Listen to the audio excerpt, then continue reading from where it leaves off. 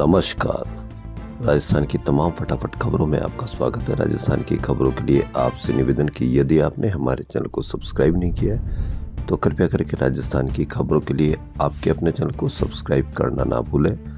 आप सब्सक्राइब करते हैं तो हमें हिम्मत होती है सही और सच्ची खबरें आप तक पहुंचाने की, वरना मीडिया में आपको किस तरह की खबरें देखने को मिल रही है यह आप भली भांति जान गए हैं। मीडिया में बच्चों की बेरोजगारी की कोई खबर नहीं है, बढ़ती हुई महंगाई की कोई खबर नहीं है, बढ़ती हुई पतंगों की कीमत की कोई खबर नहीं है। तो क्या है आज की बड़ी खबर? भारतीय जनता पार्टी के प्रदेश अध्यक्ष मदन राठौड़ ने शुक्रवार को भाजपा प्रदेश कार्यालय में सरकार की जन कल्याणकारी योजनाओं को समर्पित पतंगों का विमोचन किया। राठौड़ ने सरकार की योजनाओं वाली पतंगों के विमोचन के बाद युवा मोर्चा के कार्य की प्रशंसा की। राजस्थान के मुख्यमंत्री भजन लाल शर्मा शुक्रवार को बालोतरा जिले के दौरे पर रहे। उन्होंने पचपदरा में HPCL राजस्थान रिफाइनरी का निरीक्षण किया। उन्होंने जनप्रतिनिधियों, राज्य सरकार एवं रिफाइनरी के वरिष्ठ अधिकारियों के साथ बस में बैठकर रिफाइनरी में विकास कार्यों को देखा। रिफाइनरी परिसर में ही हाई टेंशन मोटर के जरिए कंप्रेस्ड एयर नाइट्रोजन प्लांट का उद्घाटन भी किया। मुख्यमंत्री ने निर्देश दिए कि परियोजना की लंबित यूनिट्स का निर्माण कार्य पूरा करे ताकि उत्पादन प्रारंभ हो सके और पेट्रोलियम उत्पादों की बिक्री हो, राज्य को अधिकाधिक राजस्व प्राप्त हो सके। वहीं राजस्थान के पूर्व मुख्यमंत्री अशोक गहलोत ने रिफाइनरी को लेकर सरकार पर 1 साल बर्बाद करने का आरोप लगाया। एक बयान में गहलोत ने कहा कि देखिए 1 साल और बर्बाद कर दिया। बीजेपी सरकार को चाहिए था कि सरकार बनते ही रिफाइनरी का काम आगे बढ़ाए। जब मैं गया था रिफाइनरी में तो वहां पर रिव्यू करने के लिए वादा किया था कि हम 31 दिसंबर 2024 तक पूरा कर देंगे। अब ये कह रहे हैं कि टाइम लगेगा। अगर 1-2 महीने के अंदर रिफाइनरी शुरू हो जाए तो हमें खुशी होगी। कांग्रेस सरकार ने 2013 में शिलान्यास करवाया था, फिर 5 साल इस पर काम नहीं हुआ। इसकी लागत 40,000 करोड़ से 70,000 करोड़ रुपए की हो गई। अब मैं कहना चाहूँगा कि रिफाइनरी बहुत बड़ी इंडस्ट्री है। इसके लिए पचपदरा और आसपास के इलाकों में बड़ी मात्रा में पेट्रोकेमिकल प्रोडक्ट बनेंगे। जहाँ जहाँ पेट्रोकेमिकल वहाँ इनकी टीमें भेजनी चाहिए। कैसे हमारे हजारों लाखों लोग इसमें रोजगार मिल पाएगा। खाली रिफाइनरी नहीं, मुख्यमंत्री को चाहिए कि पेट्रोकेमिकल्स कॉम्प्लेक्स के भविष्य में उपयोग पर ध्यान दे। यह मुख्य बात है। वहीं कांग्रेस के PCC चीफ गोविंद सिंह डोटासरा ने सरकार पर यमुना जल समझौते के नाम पर छल करने का आरोप लगाया। डोटासरा ने बयान में कहा कि राज्य की भाजपा सरकार ने यमुना जल समझौते को लेकर राजस्थान की जनता के साथ विश्वासघात किया है। MOU में राजस्थान के हितों को गिरवी रखकर हरियाणा को मालिक बनाने वाली भाजपा सरकार शेखावटी की जनता को भ्रमित करके थोथी वाहवाही लूटना चाहती है।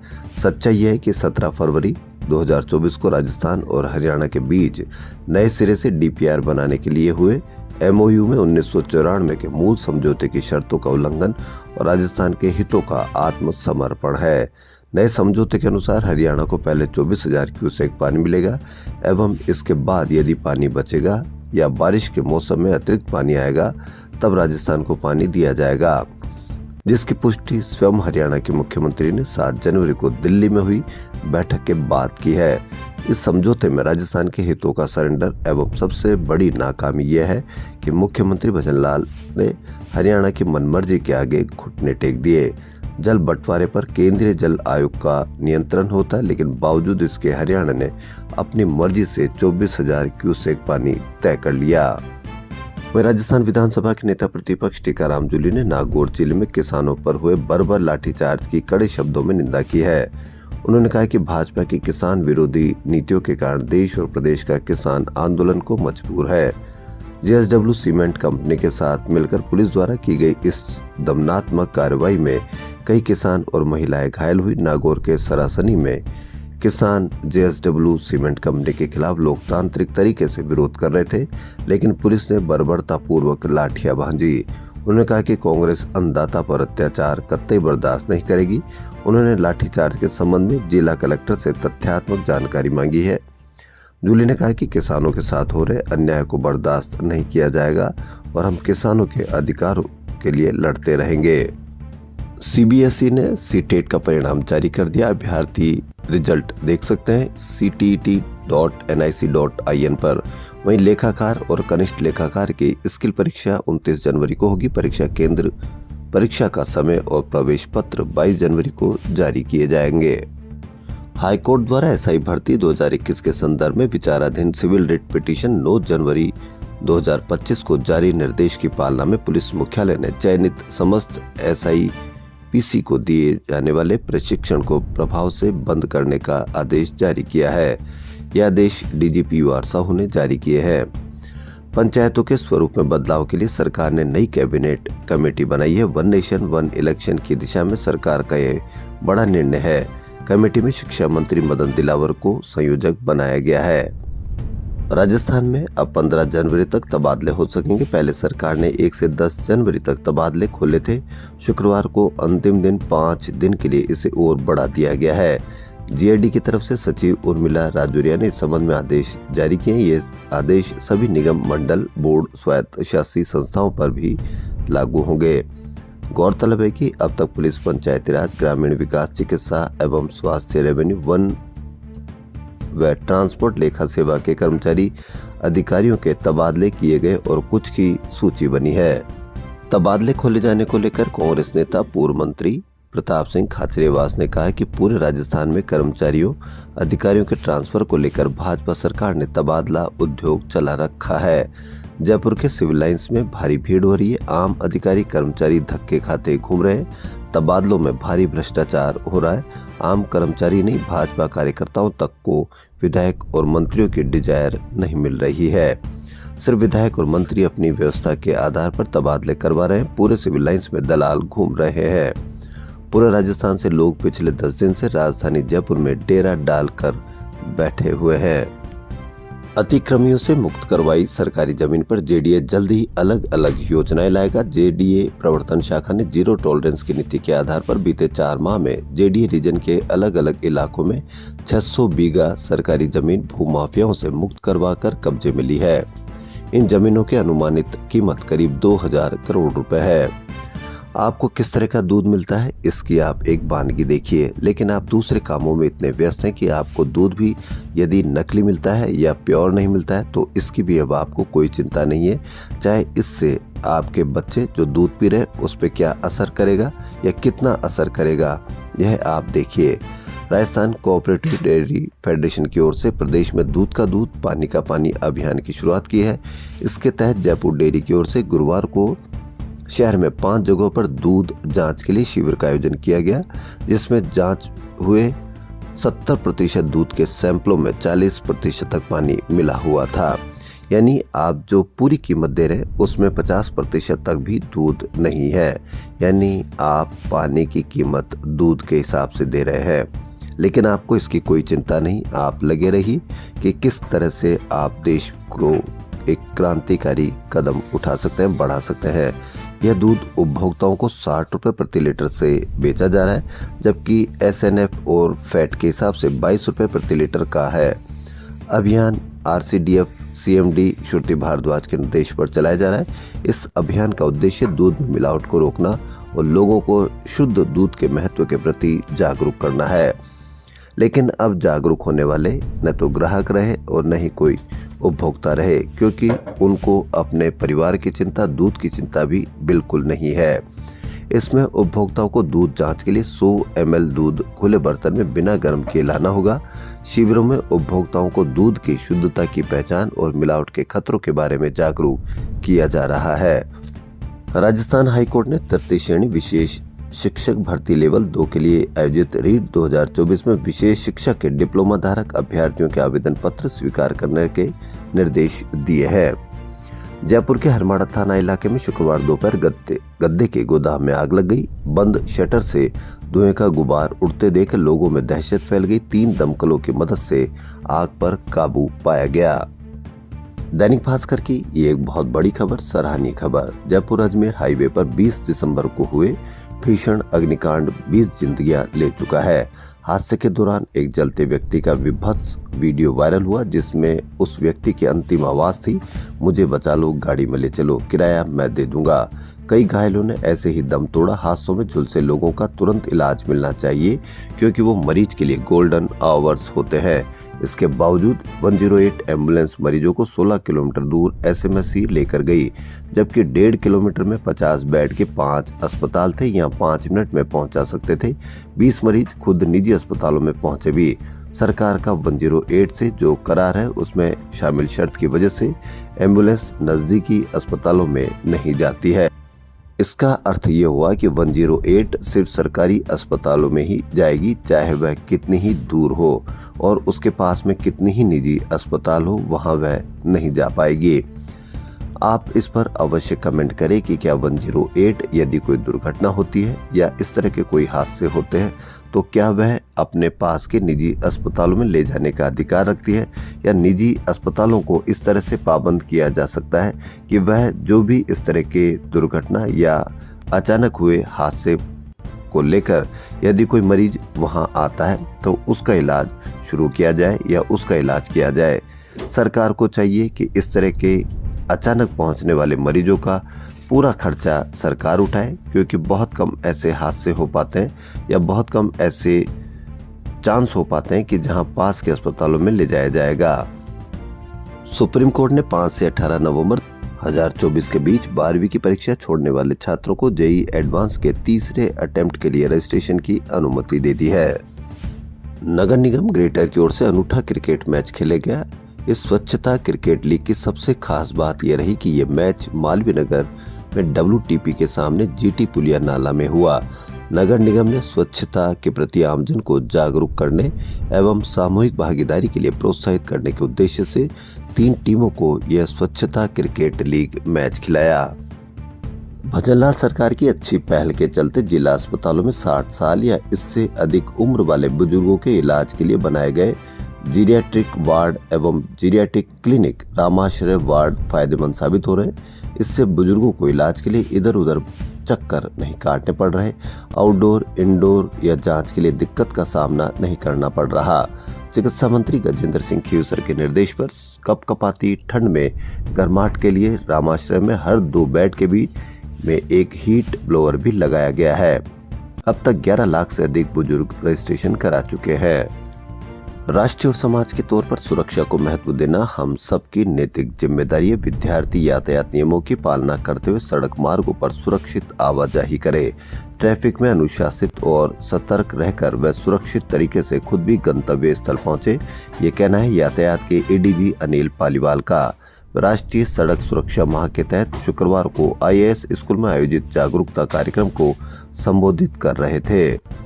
Lions Leo, we club Jaipur, Central Spine और श्याम अनमोल परिवार के संयुक्त तत्वाधान में बेटी बचाओ बेटी पढ़ाओ संदेश लिखित पतंगों का विद्याधर नगर पुलिस थाने में विमोचन किया गया। पर्यावरण संरक्षण के लिए राजा पार्क गौ सेवा समिति, राजस्थान प्रदेश पंजाबी महासभा, राजा पार्क व्यापार मंडल एवं सर्व मंगल सेवा समिति के संयुक्त तत्वाधान में 13 जनवरी को लोहड़ी पर्व गोकाष्ट से मनाया जाएगा। राजस्थान प्रदेश पंजाबी महासभा राजा पार्क व्यापार मंडल के अध्यक्ष रवि नैयर ने बताया कि लोहड़ी पर्व का पंजाबी समुदाय में विशेष महत्व है। 13 जनवरी को शाम 7 बजे राजा पार्क के मुख्य चौराहे पर लोहड़ी महोत्सव मनाया जाएगा, जिसमें गोकाष्ट, गाय का घी, 31 जड़ी बूटियों, हवन सामग्रियों के साथ वैदिक मंत्रोच्चार के साथ लोहड़ी प्रज्वलित की जाएगी। आर्य समाज राजा पार्क में लोहड़ी प्रज्वलन के लिए 6 किलो की पैकिंग 100 रुपए में और 12 किलो की पैकिंग 200 रुपए में दी जा रही है। प्राप्त राशि बगरू स्थित रामदेव गौशाला में भेजी जाएगी। उल्लेखनीय कि पर्यावरण संरक्षण के लिए पिछले 6 साल से राजस्थान प्रदेश पंजाबी महासभा राजा पार्क व्यापार मंडल की ओर से लकड़ी की जगह गो कास्ट का उपयोग किया जा रहा है। North western railway employees union ने चुनाव में जारी किए गए संकल्प पत्र पर कार्रवाई करना शुरू कर दिया। इसके तहत जयपुर मंडल की फुलेरा शाखा में यूथ कॉन्फ्रेंस हुई, जिसमें गैंगमैन, ट्रैकमैन सहित विभिन्न विभागों के 500 से अधिक युवा रेल कर्मियों ने हिस्सा लिया। कॉन्फ्रेंस की अध्यक्षता महामंत्री मुकेश माथुर ने की। वहीं SK माथुर और महेश सहाय शर्मा ने कॉन्फ्रेंस का संचालन किया। कॉन्फ्रेंस को युवा वक्ताओं ने संबोधित करते हुए कहा कि पिछले दिनों यूनियन की मान्यता चुनाव से पहले जो प्रतिद्वंदी संगठन पुरानी पेंशन योजना की बहाली की बात कर रहे थे, अब वो यूनिफाइड पेंशन स्कीम के नोटिफिकेशन निकलने की बात कर रहे हैं। चुनाव से पहले यूपीएस का समर्थन किया, बाद में से चुनावी मुद्दा बनाकर युवाओं को भ्रमित किया। 12वीं बोर्ड परीक्षा से पहले राज्य के 5000 उच्च माध्यमिक स्कूलों को प्रिंसिपल मिलने की उम्मीद है। माध्यमिक शिक्षा निदेशालय ने वाइस प्रिंसिपल से प्रिंसिपल पदों की डीपीसी की तैयारी शुरू कर दी है। शिक्षा निदेशालय ने प्रिंसिपल पदों पर वर्ष 2024 की डीपीसी के लिए 5551 वाइस प्रिंसिपल को पात्रता सूची जारी कर दी। अब शिक्षा निदेशालय से जल्दी डीपीसी के प्रस्ताव आरपीएससी को भिजवाए जाएंगे। आरपीएससी से डीपीसी की तिथि निर्धारित होने के बाद पात्र वाइस प्रिंसिपल का प्राचार्य पदों पर प्रमोशन होगा। राजस्थान लोक सेवा आयोग द्वारा कॉलेज शिक्षा विभाग में 30 विषयों के असिस्टेंट प्रोफेसरों के 575 पदों पर निकाली गई भर्ती में डांस के एक पद पर भर्ती पहली बार होगी। बीपीसीएल की रीवा निम्बालकर ने शुक्रवार को यहां ओएनजीसी की पारुल वसावा को सीधे सेटों में 3-0 से पराजित कर सवाई मानसिंह स्टेडियम में खेली जा रही पीएसपीबी इंटर यूनिट स्क्वैश प्रतियोगिता में महिला वर्ग का खिताब जीत लिया। रीवा ने फाइनल मुकाबला 11-2, 11-3, 11-3 से जीता। अपेक्स हॉस्पिटल और ट्रैफिक पुलिस के संयुक्त तत्वाधान में एम्बुलेंस हीरोज को अंतर्राष्ट्रीय एम्बुलेंस दिवस पर सम्मानित किया जाएगा। ये आयोजन सड़क सुरक्षा माह के अंतर्गत किया जाएगा, जिसमें एम्बुलेंस रैली का आयोजन किया जाएगा। इस रैली में एम्बुलेंस हीरोज को सम्मानित किया जाएगा जो हमेशा लोगों की जान बचाने के लिए तैयार रहते हैं। अपेक्स हॉस्पिटल की इस पहल पर एम्बुलेंस कर्मियों की बहादुरी और समर्पण को सलाम किया जाएगा। आयोजन में मुख्य अतिथि Yogesh Dadhich, additional commissioner of police Jaipur और doctor Shailesh Jhawar, director of apex hospital रहेंगे। अहिर जनजागृति फाउंडेशन के राष्ट्रीय अध्यक्ष भारत यादव की अनुशंसा पर प्रदेश अध्यक्ष श्रवण यादव ने मुकेश यादव की समाज के प्रति निष्ठा व समर्पण की भावना को देखते हुए अहिर जनजागृति फाउंडेशन में राजस्थान प्रदेश के वरिष्ठ उपाध्यक्ष पद पर मनोनीत किया है। राजस्थान अपने शाही अंदाज और महल किलों में मुगल शैलियों में नक्काशी के लिए मशहूर है। धरोहर की इस खूबसूरती को मॉडर्न टच देते हुए इंटीरियर डिजाइनर व आर्किटेक्ट होम डेकोर में लाने लगे हैं। शुक्रवार को डेकोर इंडिया शो के दूसरे दिन ऐसे कई 3D डोर पैनल्स देखने को मिले जिनमें ठीकरी व इनले वर्क किए जाने लगे। शो में सुनील सारस्वत सागवान लकड़ी में बने 10 फुट का मंदिर शो में लेकर पहुंचे। इसे राजस्थान, पश्चिम बंगाल व दक्षिण भारत के कारीगरों ने 3 महीने में तैयार किया है। इसे हाथों कार्विंग करके तैयार किया गया है। इसमें 25 मोर भी उकेरे गए हैं। कीमत करीब 4,91,000 रुपए है। इन्होंने हाल ही में वृंदावन में बन रहे दुनिया के सबसे ऊंचे मंदिर चंद्रोदय के लिए मयूर थीम पर रथ बनाकर भेजा है। अंतर्राष्ट्रीय ऊंट उत्सव का आगाज नगर सेठ लक्ष्मीनाथ मंदिर के बाहर बने वर्ल्ड बुक ऑफ रिकॉर्ड के साथ ही हेरिटेज वॉक पर शुरू हुआ, जो 2.5 घंटे का सफर तय करते हुए रामपुरी हवेली तक पहुंची। हेरिटेज वॉक में बीकानेर की स्थापत्य कला, व्यंजन और ललित कलाओं के रूप में देखने को मिली। वॉक के दौरान 1 दर्जन से ज्यादा तांगों पर देशी विदेशी सैलानी बैठे रहे। इनको रास्ते में जगह जगह पर जलेबी, कचौड़ी, भुजिया, घेवर, रबड़ी और चाय की मनुहार की गई। हेरिटेज वॉक में देशी विदेशी सैलानी, स्थानीय लोगों सहित प्रशासन के वरिष्ठ अधिकारी भी बीकानेरी रंगों में सरोबार नजर आए। वॉक की शुरुआत में भामाशाह जैन मंदिर के आगे लोक कलाकार पाउंड व्यास ने 2025 फीट लंबी पगड़ी बांधकर वर्ल्ड बुक ऑफ रिकॉर्ड बनाया। उन्होंने 20 मिनट 32 सेकंड में 2025 फीट की पगड़ी बांध पर वर्ल्ड बुक ऑफ रिकॉर्ड बनाया। इस दौरान नगाड़ा, मश्क, चंग और बांसुरी वादन एवं भजन गायन की प्रस्तुतियां दी गई। राजस्थान में 500 से अधिक प्राथमिक व उच्च प्राथमिक स्कूलों में शिक्षकों की भरमार है, लेकिन बच्चों का नामांकन न्यून है। दैनिक भास्कर की बड़ी खबर। अकेले अजमेर जिले के किशनगढ़, केकड़ी व अजमेर में ही ऐसे स्कूलों की संख्या 50 से अधिक है और ब्यावर जिले में 17 है। किसी स्कूल में बच्चों से भी ज्यादा शिक्षक लगे हुए हैं तो कहीं पर बच्चे आने पर ही स्कूल शुरू होती है। यह पहला मौका है जब किसी भी ऐसे स्कूल में शिक्षकों की कमी को लेकर न कोई मांग हुई है और न ही पढ़ाई प्रभावित होने को लेकर किसी स्कूल की तालाबंदी हुई है। शिक्षा विभाग की नज़र में उन सभी स्कूलों को न्यून की श्रेणी में माना गया है जहां पर बच्चों का नामांकन 20 से कम हो। 20 से कम हो। नीम का थाना जिला व सीकर संभाग निरस्त करने के विरोध में आक्रोश बढ़ता जा रहा है। शुक्रवार को युवा संगठनों ने बहाली की मांग को लेकर बाइक रैली निकाली। 1.5 घंटे तक रोड जाम कर विरोध जताया गया। मीडिया में इसकी बहुत बड़ी खबरें नहीं आती है तो ऐसा लगता है कि जैसे यह जिले समाप्त करने पर किसी भी जहां जिले समाप्त किए गए विरोध प्रदर्शन हो ही नहीं रहा। राजस्थान की खबरों में फिलहाल इतना ही। यदि आपको राजस्थान की खबरें पसंद आ रही तो आपके अपने चैनल को सब्सक्राइब करना ना भूलें। धन्यवाद।